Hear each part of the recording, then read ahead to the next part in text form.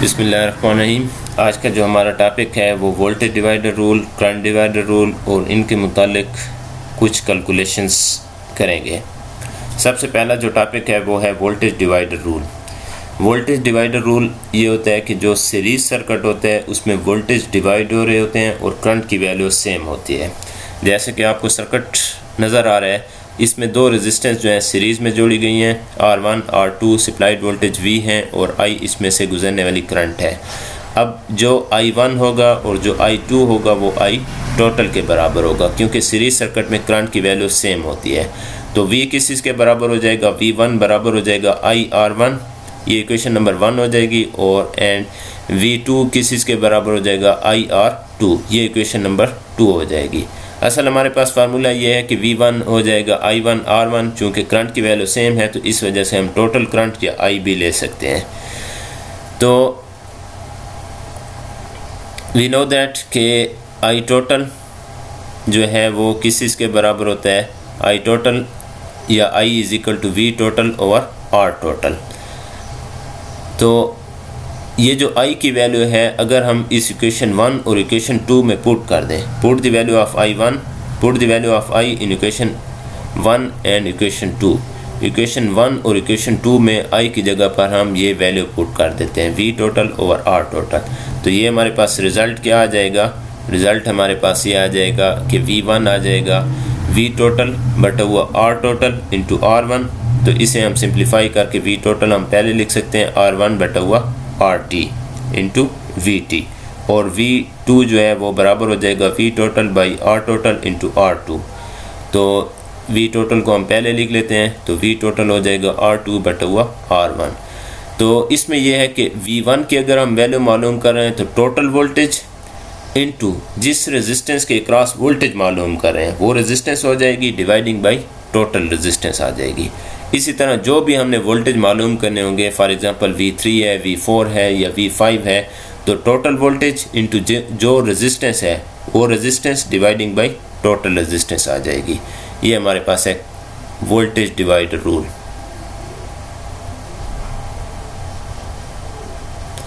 अब हम voltage divider rule के मुतालिक एक क्वेश्चन करते हैं, determine the voltage between the following points supply voltage divider rule. ये हमारे पास सर्किट गिवन है, 25 वोल्ट सप्लाइड वोल्टेज हैं और 3 रेजिस्टेंस जो है वो सीरीज़ के अंदर जोड़ी गई हैं, R1 R2 R3। एक रेजिस्टेंस की वैल्यू जो है वो 1 किलो ओम है, दूसरी रेजिस्टेंस की वैल्यू 8.2 किलो ओम है और तीसरी रेजिस्टेंस की वैल्यू 3.3 किलो ओम है।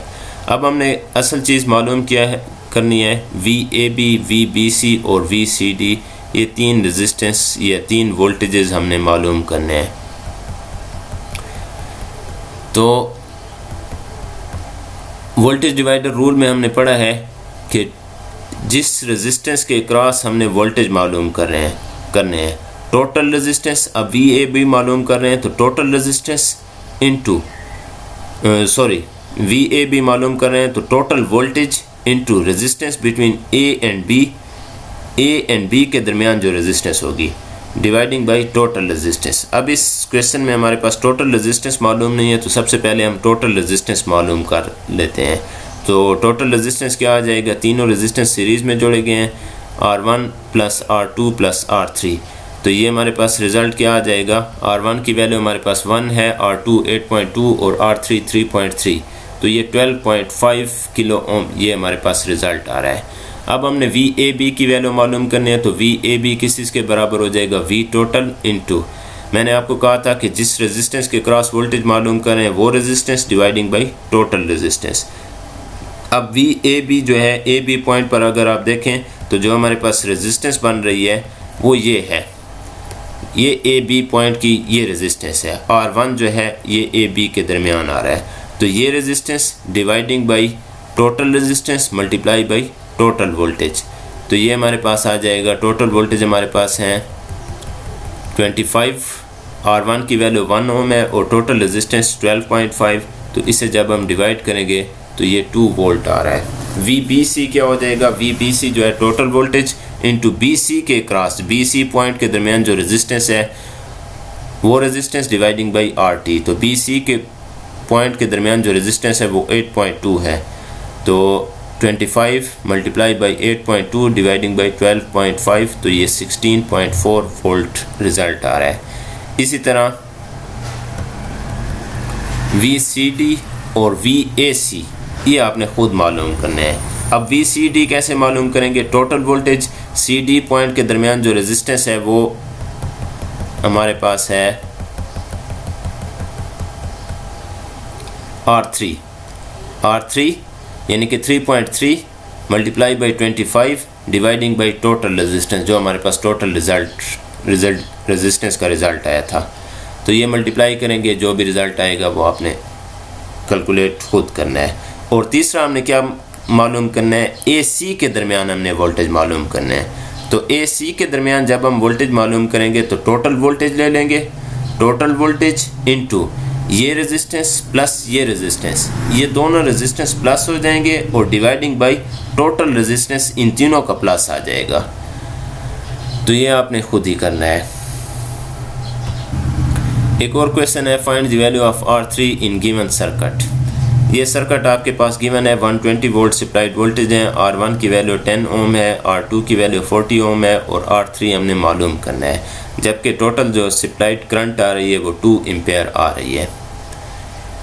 अब हमने क्या चीज़ वैल्यू मालूम करनी है? R3 की वैल्यू मालूम करनी है। तो we know that V is equal to IR। ये पैरेलल और सीरीज़ में ये फार्मूला होगा, लेकिन जब हमारे पास करंट की वैल्यू या रेजिस्टेंस की वैल्यू या वोल्टेज की वैल्यू तब्दील हो रही होती है, अब हमने चूँकि V1 मालूम करना है तो V1 किस चीज़ के बराबर हो जाएगा? I1 R1 के। तो इधर हम फार्मूला ये भी लिख सकते हैं IR1, क्योंकि सीरीज सर्किट में करंट की वैल्यू क्या होती है? करंट की वैल्यू सेम होती है। I total is equal to I1 is equal to I2 is equal to so on. जितने रेजिस्टेंस हम सीरीज़ में जोड़ते जाएंगे, टोटल रेजिस्टेंस जो है वो इंडिविजुअल रेजिस्टेंस में से गुजरने वाली करंट के बराबर होगी। तो V1 क्या आ जाएगा? I की वैल्यू क्या है? 2 है और R1 की वैल्यू 10 ओम है, तो 2 मल्टीप्लाई बाई 10 20 वोल्ट आ जाएगा। V2 की वैल्यू क्या आ जाएगी? IR2। I की वैल्यू 2 ही रहेगी, तीसरी रेजिस्टेंस में भी 2 ही रहेगी, 2 मल्टीप्लाई बाई 40 80 वोल्ट। और V3 is equal to IR3। अब असल चीज़ हमने R3 की वैल्यू मालूम करनी थी। अब R3 की वैल्यू मालूम करनी है तो V3 भी हमें मालूम नहीं है और R3 भी मालूम नहीं है। कोई एक चीज़, दो चीज़ें मालूम होंगी तो हम तीसरी चीज़ मालूम कर सकते हैं। तो V3 भी मालूम नहीं है, R3 भी मालूम। तो we know that in series circuit V total is equal to V1 plus V2 plus V3 and so on. अगर हम रेजिस्टेंस बढ़ाते जाएंगे तो जितने रेजिस्टेंस बढ़ते जाएंगे टोटल वोल्टेज जो है वो इन तमाम के सम के बराबर होगा। अब टोटल वोल्टेज हमारे पास क्या थे? 120 वोल्ट। 120 वोल्ट टोटल वोल्टेज है। V1 की वैल्यू 20 आई है, V2 की वैल्यू 80 आई है, तो V3 हमने मालूम करना है। तो 20 प्लस 80 100, ये 120, तो इसको हम दूसरी तरफ ले जाएंगे तो 120 माइनस 100, तो ये 20 वोल्ट V3 की वैल्यू आ गई है। अब V3 अगर हमने मालूम कर लिया है तो R3 की वैल्यू मालूम कर सकते हैं। R3 क्या हो जाएगा? V3 dividing by I। तो V3 dividing by I, V3 कितना है? 20 है और I की वैल्यू जो है वो 2 है, तो ये 10 एम्पेयर 10 ओम इसका रिज़ल्ट आ रहा है। अब हम नेक्स्ट क्वेश्चन की तरफ चलते हैं, वो है current divider rule. Current divider rule क्या होता है? करंट डिवाइडर रूल ये होता है कि जिस तरह वोल्टेज डिवाइडर रूल है, सीरीज सर्किट में वोल्टेज डिवाइड हो रहे होते हैं, इसी तरह पैरेलल सर्किट में करंट डिवाइड हो रही होती है। अगर दो रेजिस्टेंस हमारे पास पैरेलल में लगे हुए हों, R1 R2, इसमें से गुजरने वाली करंट I1 है, इसमें से गुजरने वाली करंट I2 है, टोटल करंट हमारे पास IT आ रही है, तो I1 किस चीज़ के बराबर हो जाएगा? V ओवर R1 के बराबर हो जाएगा, और I2 किस चीज़ के बराबर हो जाएगा? V बाई R2 के बराबर हो जाएगा, क्योंकि पैरेलल सर्किट में वोल्टेज सेम होते हैं। इसके क्रॉस जो वोल्टेज हैं और इसके क्रॉस जो वोल्टेज हैं और जो सप्लाइड वोल्टेज हैं ये आपस में बराबर होंगे। तो इस वजह से इधर मैंने V1 इधर V2 नहीं लिया है बल्कि V ही लिया है। तो डिवाइड ईच अदर, इस इक्वेशन को और इस इक्वेशन को जब हम एक दूसरे के साथ डिवाइड कर दें तो ये आ जाएगा I1 dividing by I2 is equal to V over R1 dividing by V over R2।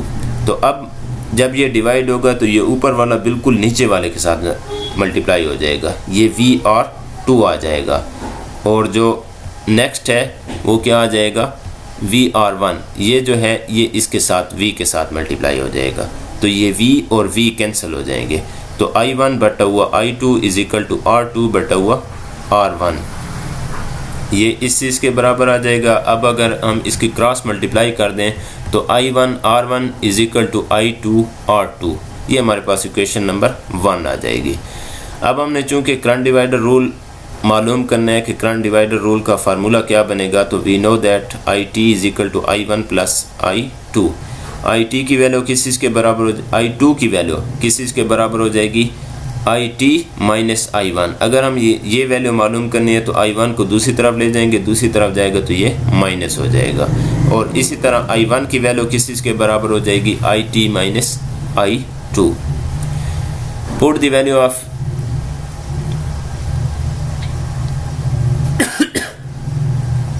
Put the value of I2 in equation 1।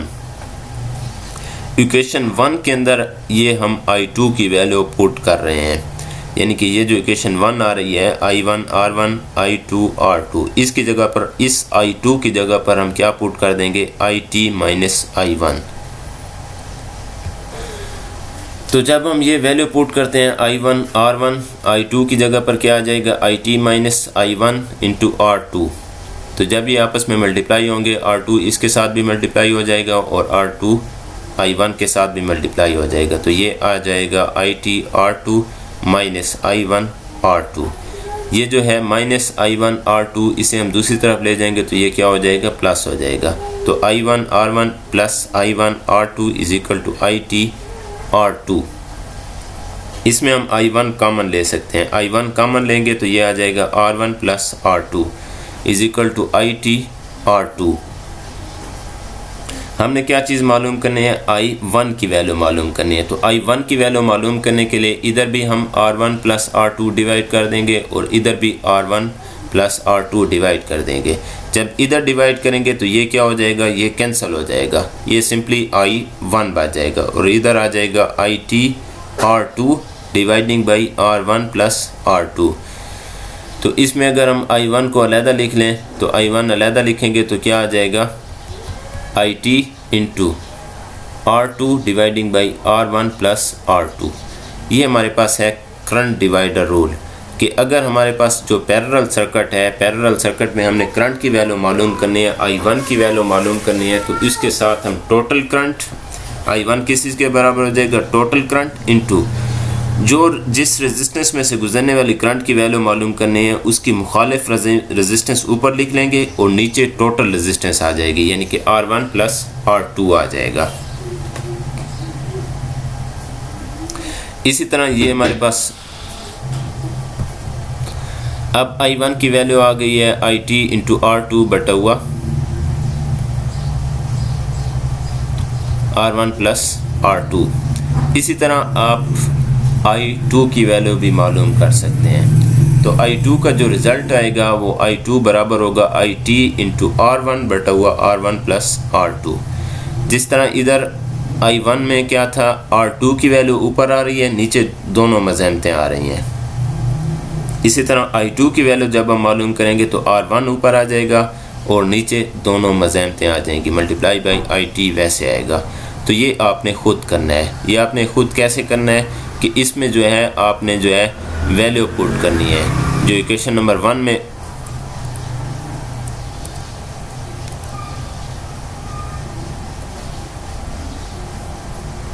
आपने वैल्यू पुट की थी कि I2 is equal to IT minus I1, ये आपने I2 की value equation 1 में put की थी। अब put the value of I1 in equation 1। I1 की जगह पर आपने पुट करना है IT माइनस I2। जब ये इसकी जगह पर ये वैल्यू पुट करेंगे तो आपके पास I2 का वैल्यू आ जाएगी।